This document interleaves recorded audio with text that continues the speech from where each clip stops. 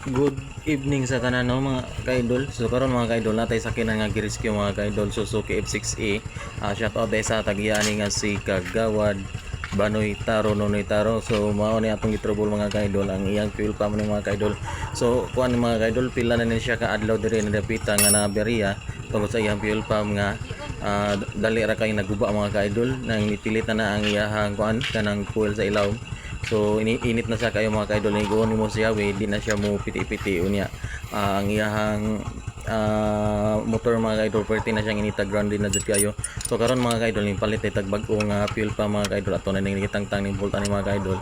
Ato na siyang gipalitan og fuel pump nga bag-o mga ka-idol. So wa ta maglangay mga ka-idol ipalitada na ato gitangtang ang pisa mga ka-idol. So karon mao na itong nagisugdan atong trabaho karon mga ka-idol.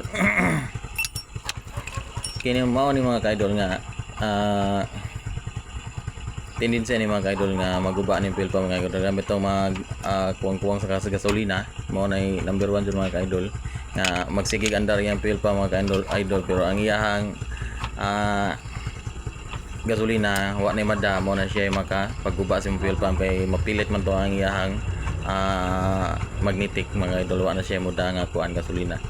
So karon mga ka-idol, mao ni atong gihatag nga tips mga ka-idol. So tanawan niyo akong gitrabaho mga ka-idol. So before niyo nga i-clear inyong trabaho mga ka-idol, kinahanglan mag-tape jud mo daan sa inyong mga wire nga gidugtong nga gikan sa supply kay mao na siya makakusog sunog mga ka-idol nya gasolina din siya delikado jud ni kayo sa kanang kuan sunog.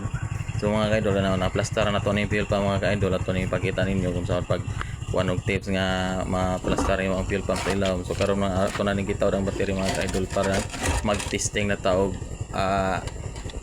pandar. Mag-testing ato na ning kita ang battery. So tay laing mahimo ni mga ka-idol kay ang atong tools to aman sa pika sa ato lang ning kinamuton kay testing pa man ni mga ka-idol ang ato ang pagpandar ni testing pa man ato na lang kinamuton pag hugot. Unya na mo ni siya ang iyahang positive mga ka-idol aton nang hitaod. Shout out din ko sa mga viewers na to mga ka-idol sa atong mga followers diya sa Ramonito Tawa Islands ng Carmen o sa atong YouTube channel Rams KTV.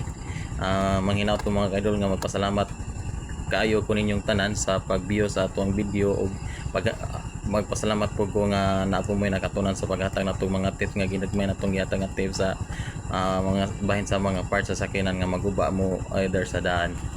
So karon mga ka-idol human na to nigtaod ang battery. So ato ning testing at paandar mga ka-idol. Testing na to pa.